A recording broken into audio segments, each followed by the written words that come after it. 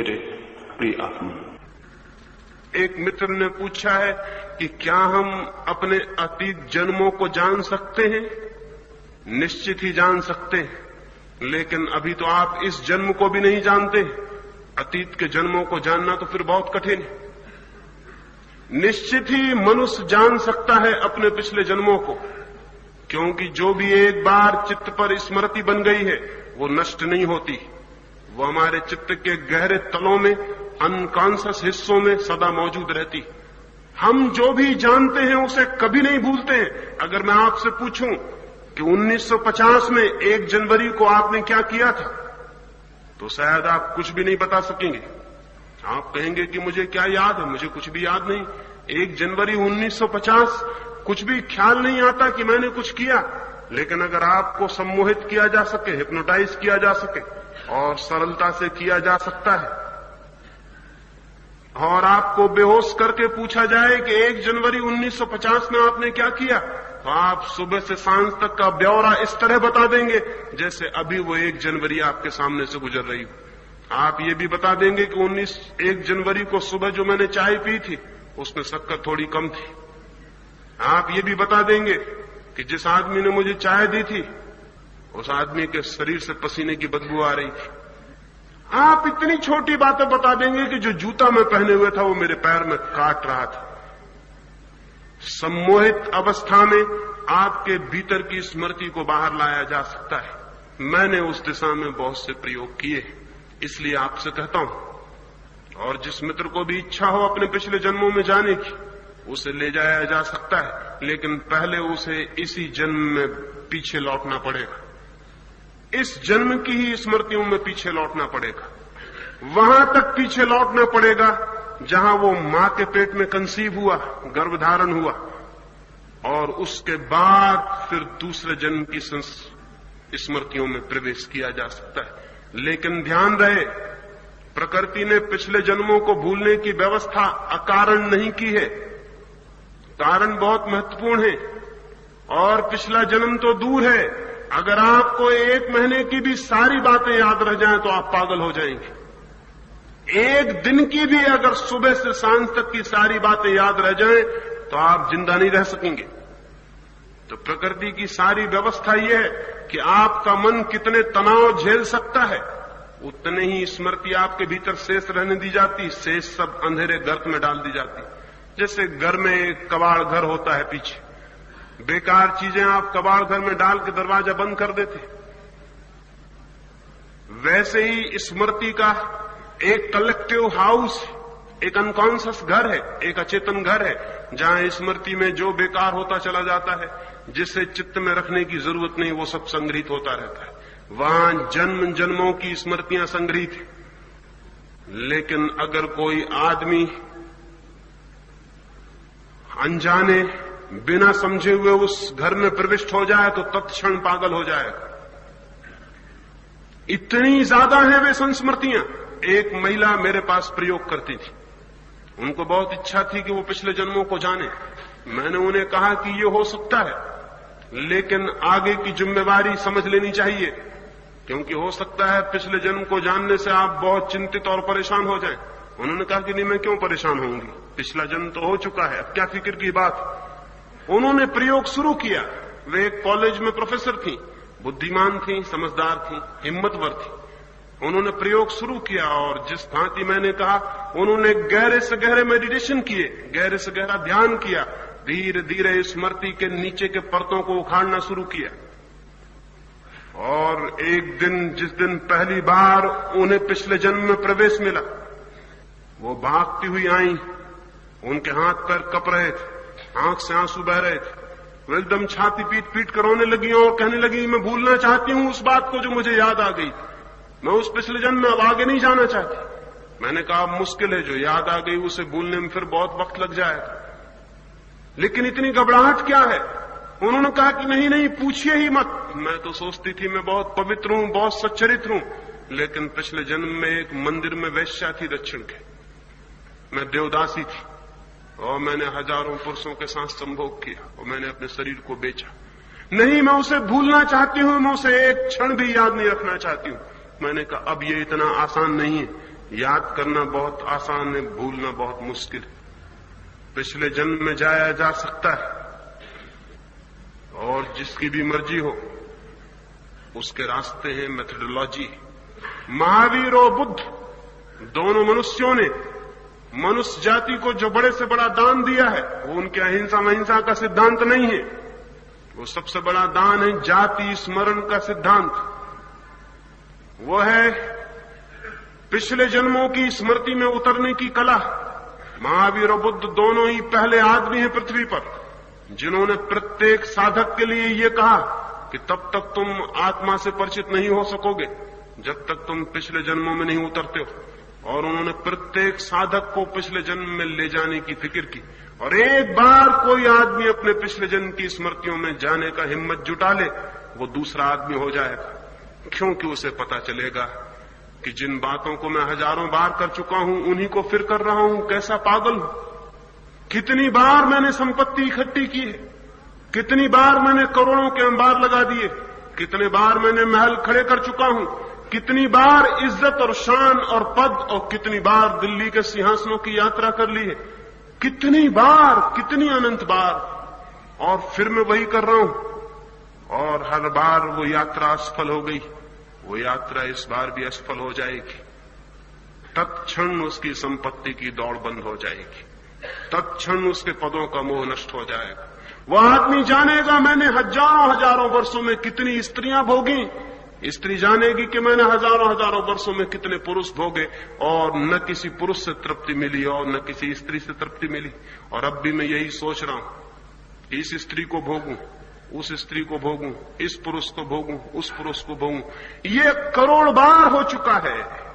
एक बार स्मरण आ जाए इसका तो फिर ये दोबारा नहीं हो सकता, क्योंकि इतनी बार जब हम कर चुके हों और कोई फल न पाया हो तो फिर आगे उसे दोहराए जाने का कोई उपाय नहीं, कोई अर्थ नहीं है। बुद्ध और महावीर दोनों ने जाति स्मरण के गहरे प्रयोग किए, स्मृति के, अतीत जन्मों की स्मृति के। और जो साधक एक बार उस स्मृति से गुजर गया वो आदमी दूसरा हो गया, ट्रांसफॉर्म्ड हो गया, बदल गया। जिन मित्र ने पूछा है मैं उनको जरूर कहूंगा कि अगर उनकी इच्छा हो तो उन्हें पिछली स्मृति में ले जाया जा सकता है, लेकिन बहुत सोच समझ के ही उस प्रयोग में जाया जा सकता है। इस जिंदगी की चिंताएं ही काफी हैं, इस जिंदगी की परेशानियां ही बहुत हैं। इस जिंदगी को भूलने के लिए आदमी शराब पीता है, सिनेमा देखता है, ताश खेलता है, जुआ खेलता है। इस जिंदगी को भी भूलने के लिए, दिन भर को भूलने के लिए रात शराब पी लेता है। जो आदमी आज के दिन भर को याद नहीं रख सकता, इतना साहस नहीं है कि जिंदगी को फेस कर ले, वो आदमी कैसे पिछले जन्मों को याद करने की हिम्मत जुटा पाएगा। ये जान के आपको हैरानी होगी कि सारे धर्मों ने शराब का विरोध किया है और ये साधारण बिल्कुल न समझने वाले नेतागण जो दुनिया को समझाते हैं कि शराब का इसलिए विरोध किया है कि उससे चरित्र नष्ट हो जाता है, कि उससे घर की संपत्ति नष्ट हो जाती है, कि आदमी लड़ने झड़ने लगता है, ये सब बेवकूफी की बातें। धर्मों ने शराब का विरोध सिर्फ इसलिए किया है कि जो आदमी शराब पीता है वो अपने को भुलाने का उपाय कर रहा है, और जो आदमी अपने को भुलाने का उपाय कर रहा है वो अपनी आत्मा से कभी भी परिचित नहीं हो सकता, क्योंकि आत्मा से परिचित होने के लिए तो अपने को जानने का उपाय करना है। इसलिए शराब और समाधि दो विरोधी चीजें बन गई, उनका इससे कोई मतलब नहीं है, क्योंकि सच तो ये है, और ये बात बहुत समझ लेनी जैसी है। आमतौर से लोग समझते हैं कि शराबी आदमी बुरा होता है। मैं शराबियों को भी जानता हूं और उनको भी जो शराब नहीं पीते। मैंने आज तक हजारों अनुभव में ये पाया है कि शराब पीने वाला न पीने वाले से कई अर्थों में अच्छा होता है। मैंने शराब पीने वाले में जितनी दया देखी और करुणा उतनी मैंने गैर शराब पीने वाले में नहीं देखी। मैंने शराब पीने वाले में जितनी विनम्रता देखी, जितनी ह्यूमिलिटी, उतने मैंने शराब नहीं पीने वाले में नहीं देखी। जितनी अकड़ मैंने देखी नहीं शराब पीने वाले में, उतनी अकड़ शराब पीने वाले में दिखाई नहीं पड़ी। लेकिन इन सारी बातों से नहीं किया है विरोध धर्म ने। और ये जो साधारण नेतागण समझाते फिरते हैं कि इसलिए विरोध किया है, इसलिए विरोध नहीं किया। विरोध किया है इसलिए कि जो आदमी अपने को भूलने का उपाय करता है, वो आदमी अपने साहस को छोड़ रहा है याद करने के, रिमेम्बरिंग के, स्मृति के। और जो आदमी इसी जन्म को भूलने की फिक्र में लगा है, वो पिछले जन्मों को याद कैसे कर सकेगा? और जो पिछले जन्मों को याद नहीं कर सकता, वो इस जन्म को बदलेगा कैसे? फिर एक अंधा रिपीटिशन चलता रहेगा। जो हमने बार बार किया है वही हम बार बार करते चले जाएंगे। अंतहीन है ये प्रक्रिया। और जब तक हमें स्मरण नहीं होगा, हम बार बार जन्मेंगे और उन्हीं बेवकूफियों को बार बार करेंगे जिन्हें हमने बार बार किया। और इसका कोई अंत नहीं। इस बोर्डम का, इस श्रृंखला का कोई अंत नहीं है, क्योंकि बार बार हम फिर मर जाएंगे, फिर भूल जाएंगे, फिर वही शुरू हो जाएगा। एक सर्किल की तरह, कोल्हू के बैल की तरह हम घूमते रहेंगे। जिन लोगों ने इस जीवन को संसार कहा, संसार का आप मतलब समझते हैं? संसार का मतलब व्हील, एक घूमता हुआ चक्का, जिसमें स्पोक जो है, आरे जो है, वो फिर ऊपर चले जाते हैं, फिर नीचे आ जाते हैं, फिर ऊपर चले जाते हैं, फिर नीचे आ जाते हैं।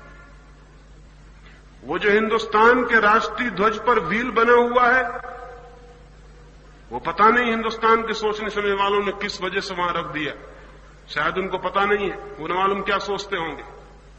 अशोक ने उस चक्र को इसीलिए खुदवाया था अपने स्तूपों पर, ताकि आदमी को पता रहे कि जिंदगी एक घूमता हुआ चक्का है, कोल्हू का बैल, उसमें हर चीज फिर घूम के वहीं आ जाती, फिर घूमनी शुरू हो जाती। वो जो व्हील है संसार का प्रतीक है, वो व्हील किसी विजय यात्रा का प्रतीक नहीं है। वो जिंदगी के रोज रोज हार जाने का प्रतीक है। वो इस बात का प्रतीक है कि जिंदगी जो है वो एक रिपीटेटिव बोर्डम, वो बार बार दौड़ जाने वाला चक्का है। लेकिन हर बार हम भूल जाते हैं, इसलिए दोबारा फिर बड़े रसलीन होकर दोहराने लगते हैं। एक युवक एक युवती की तरफ बढ़ रहा हो प्रेम करने को, उसे पता नहीं कि वो कितनी बार बढ़ चुका है, कितनी युवतियों के पीछे दौड़ चुका है, लेकिन अब वो फिर बढ़ रहा है और सोचता है कि जिंदगी में पहली दफा ये घटना घट रही है, ये अद्भुत घटना, ये अद्भुत घटना बहुत दफे घट चुकी। और अगर उसे पता चल जाए तो उसकी हालत वैसी हो जाएगी जैसे कोई आदमी एक ही फिल्म को 10-25 दफे देख के हो जाती। अगर आप आज फिल्म देखने गए हैं तो बात और है, कल भी आपको ले जाया जाए तो आप बर्दाश्त कर लेंगे, तीसरे दिन आप कहने लगेंगे क्षमा करिए अब मैं नहीं जाना चाहता हूं। लेकिन आपको मजबूर किया जाए कि पुलिस वाले पीछे लगे हैं, ये आपको ले ही जाएंगे। और 15 दिन वही फिल्म, तो 16वें दिन आप गर्दन दबा के मरने की कोशिश करेंगे कि अब इस फिल्म को मैं नहीं देखना चाहता हूं, यह हद हो गई, 15 दिन देख चुका हूं, अब कब तक देखता रहूं। लेकिन वो पुलिस वाले पीछे लगे हैं कि नहीं, ये तो देखनी ही पड़ेगी। लेकिन अगर रोज फिल्म देखने के बाद अफीम खिला दी जाए और भूल जाएं आप कि मैंने फिल्म देखी थी, दूसरे दिन फिर आप टिकट लेके उसी फिल्म में मौजूद हो सकते और बड़े मजे से देख सकते। आदमी हर बार जब शरीर को बदलता है तब उस शरीर में संजोई गई स्मृतियों का द्वार क्लोज हो जाता है, बंद हो जाता है, फिर नया खेल शुरू हो जाता है, फिर वही खेल, फिर वही बात, फिर सब वही जो बहुत बार हो चुका है। जाति स्मरण से ये स्मरण आता है कि ये तो बहुत बार हो चुका, ये कहानी तो बहुत बार देख चुके, ये गीत तो बहुत बार गाए जा चुके, ये तो बर्दाश्त के बाहर हो गई है बात। जाति स्मरण से पैदा होती है विरक्ति, जाति स्मरण से पैदा होता है वैराग्य, और किसी तरह वैराग्य उत्पन्न नहीं होता। वैराग्य उत्पन्न होता है जाति स्मरण से, रिमेम्बरिंग ऑफ द पास्ट, वो जो बीत गए जन्म है उनकी स्मृति से। और इसलिए दुनिया में वैराग्य कम हो गया है, क्योंकि पिछले जन्मों का कोई स्मरण नहीं, कोई उपाय नहीं। जिन मित्र ने कहा है उनको मैं कहूंगा कि मेरी तैयारी पूरी है। मैं जो भी कह रहा हूं उसे सिर्फ इसलिए नहीं कह रहा हूं कि मेरे लिए वो कोई सिद्धांत है। मैं जो भी कह रहा हूं एक एक शब्द पर जिद्द के साथ प्रयोग करने की मेरी तैयारी। और कोई भी आदमी की तैयारी हो तो मुझे बहुत खुशी होगी। कल मैंने निमंत्रण दिया था कि जो लोग संकल्प करने की हिम्मत रखते हैं, 2-4 मित्रों के पत्र आए और मुझे बड़ी खुशी हुई। उन्होंने खबर दी है कि हम बहुत उत्सुक हैं और हम प्रतीक्षा में थे कि कोई हमें बुलाए, और आपने पुकार दी तो हम राजी। वो राजी हैं तो मुझे बहुत खुशी है और मेरा द्वार उनके लिए खुला है। मैं उन्हें जितने दूर ले चलना चाहूं, वे जितनी दूर चलना चाहें, उतने दूर उन्हें ले जाया जा सकता है। इस बात जरूरत पड़ गई है दुनिया को कि कम से कम थोड़े से लोग प्रबुद्ध हो सके। अगर थोड़े से लोग भी प्रबुद्ध हो सके तो हम मनुष्य जाति के सारे अंधकार को तोड़ सकते हैं। हिंदुस्तान में 2 प्रयोग चलते थे पिछले 50 सालों में। शायद आपको ख्याल में भी नहीं होगा कि हिंदुस्तान में 2 विपरीत ढंग के प्रयोग 50 सालों में चले। एक प्रयोग गांधी ने किया, एक प्रयोग श्री अरविंद करते थे। गांधी ने एक प्रयोग किया एक एक मनुष्य के चरित्र को ऊपर उठाने का। उसमें गांधी सफल होते हुए दिखाई पड़े लेकिन बिल्कुल असफल हो गए। और गांधी के पीछे जिन लोगों को गांधी ने सोचा था कि इनका चरित्र मैंने उठा लिया, वे बिल्कुल मिट्टी के पुतले साबित हुए। जरा सा पानी गिरा और सब रंग रोगन बह गए। 20 साल में उनका रंग रोगन बह गया, वो हम सब देख रहे। दिल्ली में उनके नंगे शरीर खड़े हुए, उनका सब रंग रोगन बह गया। कहीं कोई रंग रोगन नहीं है। वो जो गांधी ने पोत पात के तैयार किया था वो सब वर्षा में बह गए। जब तक पद की वर्षा नहीं हुई थी तब तक उनकी शक्लें बहुत शानदार मालूम पड़ती थी और उनके खादी के कपड़े बहुत धुले हुए दिखाई पड़ते थे और उनकी टोपियां ऐसी लगती थी कि मुल्क को ऊपर उठा लेंगी। लेकिन आज वही टोपियां इस योग्य हो गई हैं कि गांव-गांव में उनकी होली जलाई जाए, क्योंकि वो बुर्जुआ, क्योंकि वो मुल्क के भ्रष्टाचार की प्रतीक बन गई। गांधी ने एक प्रयोग किया था जिसमें मालूम हुआ कि वो सफल हो रहे हैं लेकिन बिल्कुल असफल हो गए। गांधी जैसा प्रयोग बहुत बार किया गया और हर बार असफल हो गया। श्री अरविंद एक प्रयोग करते थे जिसमें वो सफल होते हुए नहीं मालूम पड़े, नहीं सफल हो सके, लेकिन उनकी दिशा बिल्कुल ठीक थी। वे ये प्रयोग कर रहे थे कि क्या ये संभव है कि थोड़ी सी आत्माएं इतने ऊपर उठ जाएं कि उनकी मौजूदगी, उनकी प्रेजेंस दूसरी आत्माओं को ऊपर उठाने लगे और पुकारने लगे और दूसरी आत्माएं ऊपर उठने लगे। क्या यह संभव है कि एक मनुष्य की आत्मा ऊपर उठे तो उसके साथ पूरी मनुष्य जात की आत्मा का स्तर ऊपर उठ जाए? ये न केवल संभव है बल्कि केवल यही संभव है। दूसरी आज कोई बात सफल नहीं हो सकती। आज आदमी तो इतने नीचे गिर चुका है कि अगर हमने ये फिक्र की कि हम एक एक आदमी को बदलेंगे तो शायद ये बदलाहट कभी नहीं होगी, बल्कि जो आदमी उनको बदलने जाएगा उनके सत्संग में उसके खुद के बदल जाने की संभावना ज्यादा है। उसके बदल जाने की संभावना ज्यादा है कि वो भी उनके साथ भ्रष्ट हो जाए। आप देखते हैं जितने जनता के सेवक जनता की सेवा करने जाते हैं, थोड़े दिन में पता चलता है कि वो ही जनता की जेब काटने वाले लोग सिद्ध हो रहे हैं। वो गए थे सेवा करने, वो गए थे लोगों को सुधारने, थोड़े दिन में पता चलता है कि लोग उनको सुधारने का विचार कर रहे हैं। नहीं, ये नहीं हो सकता। दुनिया का मनुष्य जाति की चेतना का इतिहास ये कहता है कि दुनिया की चेतना किन्हीं कालों में एकदम ऊपर उठ गई। आपको शायद अंदाज न हो, 2500 वर्ष पहले हिंदुस्तान में बुद्ध हुए, महावीर हुए, प्रकुद्ध कात्यायन हुआ, मखली गोसाल हुआ, संजय बेलटीपुत्र हुआ, यूनान में सुकरात हुआ, प्लेटो हुआ, अरस्तु हुआ, प्लेटिनस हुआ, चीन में लाओत्से हुआ, कन्फ्यूशस हुआ, च्वांगत्से हुआ। 2500 साल पहले सारी दुनिया में कुछ 10-15 लोग इतनी कीमत के हुए कि उन 100 वर्षों में दुनिया की चेतना एकदम आकाश छूने लगी। सारी दुनिया का स्वर्ण युग आ गया, ऐसा मालूम हुआ। इतनी प्रखर आत्मा मनुष्य की कभी प्रकट नहीं हुई थी। महावीर के साथ 50,000 लोग दियों की तरह जल गए और गांव-गांव घूमने लगे। बुद्ध के साथ हजारों भिक्षु खड़े हो गए और उनकी रोशनी और उनकी ज्योति गांव-गांव को जगाने लगी। जिस गांव में बुद्ध अपने 10,000 भिक्षुओं को लेकर पहुंच जाते, 3 दिन के भीतर उस गांव की हवा के अणु बदल जाते। जिस गांव में वे 10,000 भिक्षु बैठ जाते, जिस गांव में वे 10,000 भिक्षु प्रार्थना करने लगते, उस गांव से जैसे अंधकार मिट जाता, जैसे उस गांव में प्रार्थना छा जाती, जैसे उस गांव के हृदय में कुछ फूल खिलने लगते जो कभी नहीं खिले थे। कुछ थोड़े से लोग उठे ऊपर और उनके साथ ही नीचे के लोगों की आंखें ऊपर उठी। नीचे के लोगों की आंखें तभी ऊपर उठती हैं जब ऊपर देखने जैसा कुछ हो।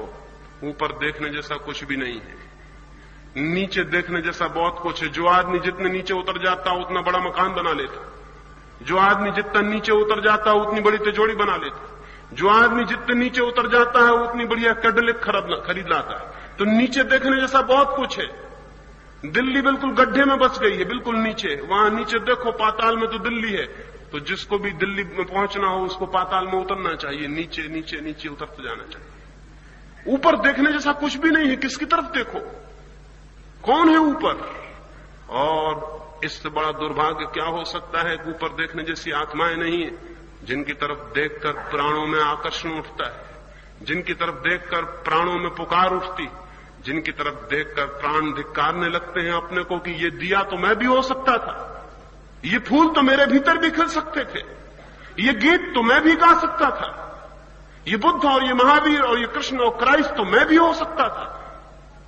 एक बार ये ख्याल आ जाए कि मैं भी हो सकता था ये, लेकिन कोई हो तो जिससे देख के ये ख्याल आ जाए तो प्राण ऊपर की यात्रा शुरू कर देते हैं। और स्मरण रहे कि प्राण हमेशा यात्रा करते हैं, अगर ऊपर की नहीं करते तो नीचे की करते हैं। प्राण रुकते कभी नहीं है,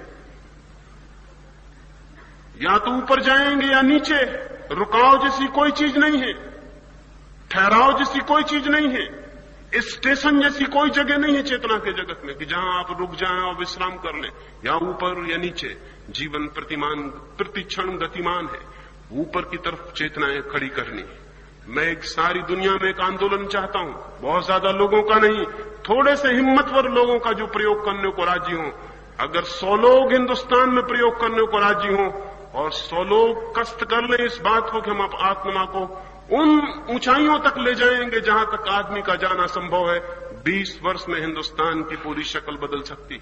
विवेकानंद ने मरते वक्त कहा था कि मैं पुकारता रहा 100 लोगों को कि 100 लोग आ जाओ, लेकिन वे 100 लोग नहीं आए और मैं हारा हुआ मर रहा हूं। सिर्फ 100 लोग आ जाते तो मैं पूरे देश को बदल देता, लेकिन विवेकानंद पुकारते रहे, 100 लोग नहीं आए। अब मैंने ये तय किया है कि मैं पुकारूंगा नहीं, गांव गांव खोजूंगा, आंख आंख में झांकूंगा कि वो कौन आदमी, जिस आदमी को अगर पुकारने से नहीं आता तो खींच के लाना पड़ेगा।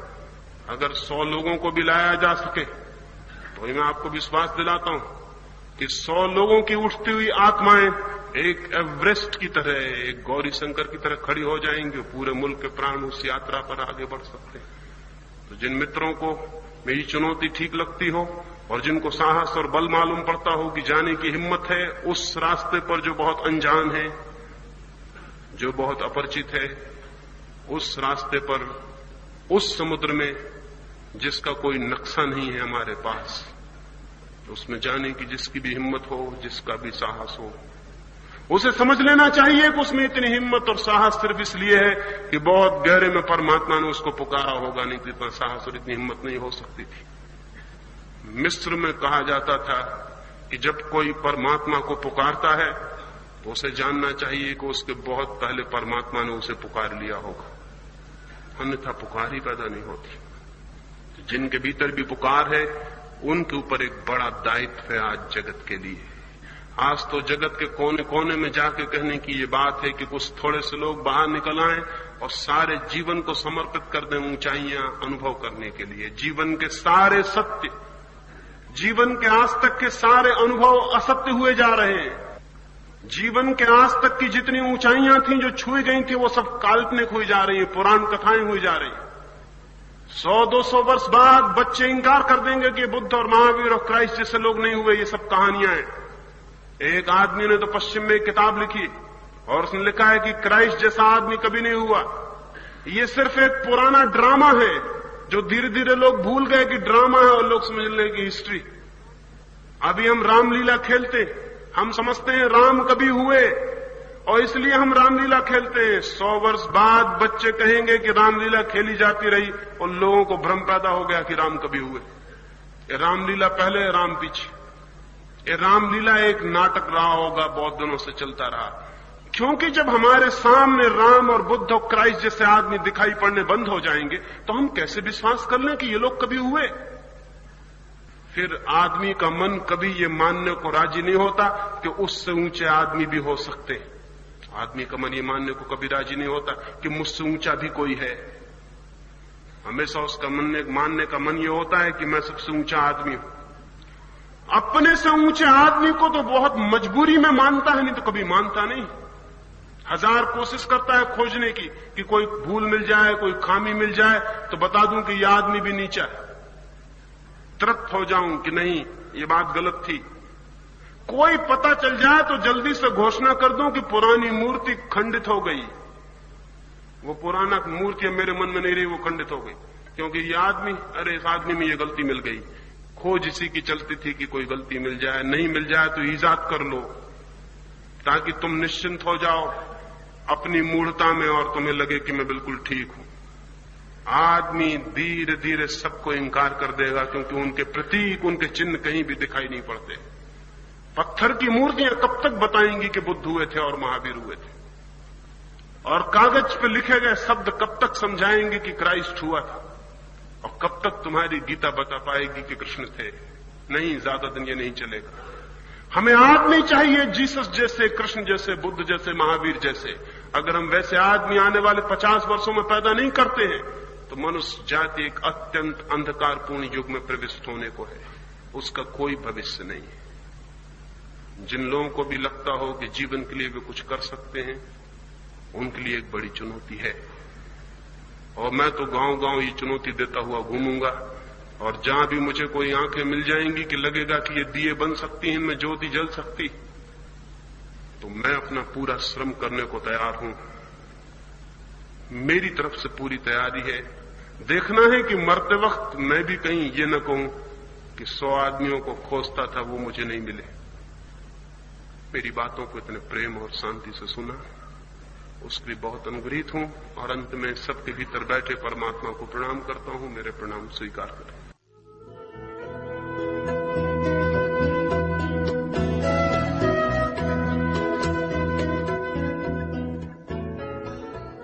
मेरे प्रिय आत्मा, एक मित्र ने पूछा है कि वो अगले जन्म में चिड़िया थे, तो क्या आदमी पशु भी हो सकता है? कोई कठिनाई नहीं है। आदमी कभी पशु हो सकता है, लेकिन दोबारा पशु नहीं हो सकता है। पीछे लौटना नहीं होता है, पीछे लौटना असंभव है।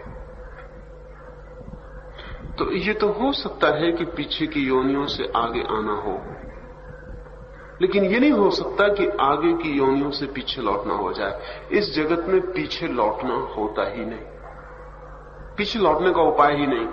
और 2 ही उपाय हैं, या तो आगे बढ़ें या जहां हैं वहीं रुके रह जाएं, पीछे नहीं लौट सकते। जैसा कि एक स्कूल में एक बच्चा पहली कक्षा में पढ़ता हो, वो उत्तीर्ण हो जाए तो दूसरी कक्षा में चला जाए, और अनुत्तीर्ण हो जाए तो पहली कक्षा में ही रह जाए, लेकिन पहली कक्षा से निकालने का कोई उपाय नहीं। या दूसरी कक्षा में कोई असफल हो जाए तो उसे पहली कक्षा में उतारने का भी कोई उपाय नहीं है। तो जिस योनि पर हम होते हैं, हम या तो उसमें ही टिक सकते हैं बहुत लंबे समय तक, या हम आगे जा सकते हैं, लेकिन पीछे नहीं लौट सकते। तो इसकी कोई कठिनाई नहीं है कि कोई पीछे दूसरी योनियों में रहा हो, रहा ही है। कितने जन्मों पीछे रहा है ये दूसरी बात है, इसमें बहुत कठिनाई नहीं है। और अगर हम अपने पिछले जन्मों में उतरेंगे तो हमें याद आएंगे वो सब जन्म जब हम चिड़िए भी रहे होंगे, पशु भी रहे होंगे, कीड़े भी रहे होंगे, पत्थर भी रहे होंगे, और नीचे और नीचे इतनी जड़ता रही होगी जहां की चेतना का कोई सूत्र ही खोजना मुश्किल है। पहाड़ भी जीवन है, वहां भी जीवन है, लेकिन चेतना ना के बराबर है। 99% जड़ता है, 1% चेतन है। निरंतर चेतना बढ़ती चली जाती है और जड़ता कम होती चली जाती है। परमात्मा है वो 100% चेतन है। पदार्थ और परमात्मा में प्रतिशत का अंतर है। पदार्थ और परमात्मा में कोई क्वालिटी का अंतर नहीं है, क्वांटिटी का अंतर है। कोई गुण का अंतर नहीं है, मात्रा का अंतर है। इसलिए पदार्थ परमात्मा हो सकता है, वो निरंतर विकास, निरंतर विकास। जड़ता छूटती चली जाए, तो ये तो बहुत हैरानी की कठिनाई बात नहीं है कि कोई आदमी पिछले जन्म में पशु रहा हो। बड़ी कठिनाई तो तब होती है कि कुछ लोग आदमी होते हुए भी पशु ही होते हैं। ये तो बहुत आश्चर्यजनक नहीं है। पिछले जन्मों में कभी ना कभी हम सभी पशु रहे होंगे, लेकिन आदमी होते हुए भी हमारी चेतना इतनी क्षीण हो सकती है कि सिर्फ देह के तल पर हम आदमी मालूम पड़ते हों, वैसे हम पशु। अगर हम अपनी वृत्तियों को खोजने जाएं तो ऐसा ही लगेगा, ऐसा ही लगेगा कि हम पशु तो नहीं रहे हैं लेकिन आदमी भी नहीं हो गए, कहीं बीच में अटक गए। और इसलिए जब भी मौका आता है तो हम फिर से पशु हो जाने में देर नहीं लगाते।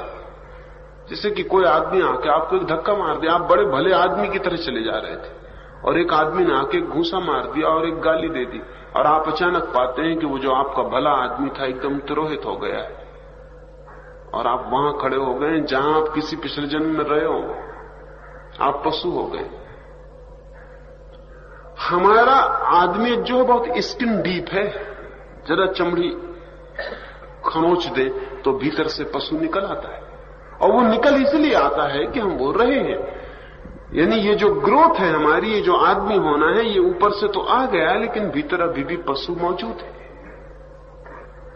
और इसलिए उसको खोदने में देर नहीं लगती।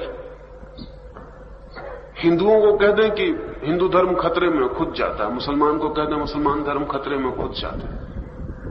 एकदम जानवर हो जाए आदमी। गुजराती आदमी भी हो सकता है, जो बिल्कुल भला दिखाई पड़े, सफेद कपड़े पहने हुए दिखाई पड़े, खादी पहने हुए दिखाई पड़े, वो भी हो सकता है। वो भी सब स्किन डीप है। जरा सा खरोंच दे भीतर से पशु निकल आए, और जब पशु निकलेगा तो वो इतने जोर से प्रकट होता है कि ऐसा लगता है कि ये आदमी कभी आदमी रहा होगा, ये भी संदिग्ध हो जाता है।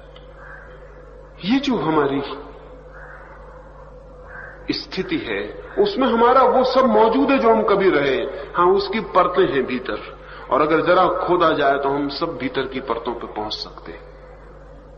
हम पत्थर की परत पर भी पहुंच जा सकते हैं, वो भी हमारी परत है। किसी बहुत गहरे अंतःकरण में हम अब भी पत्थर हैं, और इसलिए अगर वहां तक हमें खरोंचा जाए तो हम पत्थर की तरह भी व्यवहार करते हैं, कर सकते हैं, पशु की तरह भी व्यवहार करते हैं, कर सकते हैं। और आगे की हमारी सिर्फ संभावनाएं हैं, वो हमारी परतें नहीं है। इसलिए कभी कभी छलांग ला के छूते हैं लेकिन फिर जमीन पर वापस लौट आते हैं, वो हमारी संभावनाएं। देवता भी हम हो सकते हैं लेकिन हम कभी रहे नहीं। परमात्मा हम कभी हो सकते हैं लेकिन जो हम रहे हैं वो हमारी स्थिति। तो ये दो बातें हैं, अगर हमें खोदा जाए थोड़ा तो हमारे भीतर की स्थितियां मिल जाएंगी, और अगर हमें और आगे खींचा जाए तो हमारी आगे की स्थितियों का अनुभव होता है। लेकिन जैसे कोई आदमी जमीन से छलांग लगाए तो एक सेकंड को जमीन के बाहर हो जाता है, आकाश में हो जाता है, लेकिन फिर क्षण भर बाद जमीन पर खड़ा हो जाता है। ऐसे ही हम छलांग लगा लगा के आदमी होते रहते हैं। कभी कभी आदमी होते हैं, बाकी हम पीछे खड़े हो जाते हैं। अगर हम बहुत गौर देखेंगे तो 24 घंटे में कभी कभी किसी क्षण में हम ठीक आदमी होते हैं। हम सब जानते भी हैं। भिखमंगे आपने देखे होंगे, सुबह भीख मांगने आते, शाम नहीं आते, क्योंकि शाम तक आदमी होने की संभावना कम हो जाती। सुबह सुबह ताजा आदमी उठता है, रात भर का विश्राम किया हुआ, न कोई झगड़ा, न कोई कलह, न गाली, न गलौज, न धन, न उपद्रव, न राजनीति, न हिंदू, न मुसलमान। सुबह उठता है, ताजा ताजा होता है। भिखारी सामने आ जाता तो आशा होती है कि वो थोड़ी आदमियत का व्यवहार करेगा, लेकिन सांझ आशा नहीं होती। इसलिए सांझ भिखारी नहीं आता, वो जानता है कि सांझ दिन भर की खरोंच ने आदमी को भीतर की परतों को जगा दिया होगा। दफ्तर ने, दुकान ने, बाजार ने, दंगा फसाद ने, अखबार ने, नेताओं ने गड़बड़ कर दिया होगा। वो भीतर का जो परतें हैं वो जग गई होंगी। सांझ को कोई भिखमंगा नहीं मांगने आता, क्योंकि सांझ को आदमी थक गया होता है, जानवर हो गया होता है। इसलिए रात को जो क्लब पैदा होते हैं उनमें जानवरियत दिखाई पड़ती है, उसका और कोई कारण नहीं। रात के क्लब, नाइट क्लब्स जो हैं वो पशुओं की प्रवृत्तियों के हो जाते हैं। वो दिन भर का थका हुआ आदमी आदमियत से थक जाता है। वो कहता हमें पशु चाहिए, शराब चाहिए, जुआ चाहिए, नाच चाहिए, नंगापन चाहिए, हु हल्लड़ चाहिए। तो रात के जो क्लब हैं वो आदमी की पशुता के इर्द गिर्द निर्मित होते हैं। इसलिए प्रार्थना करनी हो तो सुबह ही अच्छा है। सांझ जरा शक है कि प्रार्थना संभव हो पाए, इसलिए मंदिर सुबह घंटियां बजा देते हैं, रात को क्लबों के द्वार खुल जाते हैं, जुआगर खुल जाते हैं, शराब खाने खुल जाते हैं। वैश्या सुबह सुबह नहीं आमंत्रण दे पाती, रात ही आमंत्रण दे सकती। दिन भर का थका हुआ आदमी जानवर हो जाता है। इसलिए रात के अलग धंधे हैं, सुबह की अलग दुनिया है। तो चर्च सुबह, मस्जिद सुबह अजान दे देती है, मंदिर सुबह घंटी बजा देता है। थोड़ी सी आशा है कि सुबह का जागा हुआ आदमी शायद परमात्मा की तरफ थोड़ी आंख उठा ले। सांझ को थके हुए आदमी से कम आशा रह जाती, और इसलिए बच्चों से ज्यादा आशा होती है कि वो परमात्मा की तरफ झुक जाएं। बूढ़ों से कम आशा हो जाती है। वो सांझ है जिंदगी की, वो जिंदगी भर ने उनका सब उभार दिया होगा, सब उभार दिया होगा। इसलिए जितने जल्दी हो सके, जितनी सुबह हो सके, उतनी जल्दी यात्रा पर निकल जाना चाहिए। सांझ आ ही जाएगी। इसके पहले कि सांझ आए, अगर हम सुबह यात्रा पर निकल गए हों तो ये भी हो सकता है सांझ भी हमें मंदिर में पाए। तो वो मित्र ठीक पूछते हैं, ये संभव है कि कोई आदमी पशु रहा हो, पक्षी रहा हो। ध्यान ये रखना चाहिए कि अब भी तो पशु और पक्षी नहीं है, उसका स्मरण रखना जरूरी। कुछ एक दो प्रश्न और हैं, वो रात या कल सुबह बात कर लेंगे। अब सुबह के ध्यान के लिए हम बैठे तो तीन बातें समझ लें। एक तो पूरी तरह छोड़ देना है अपने को।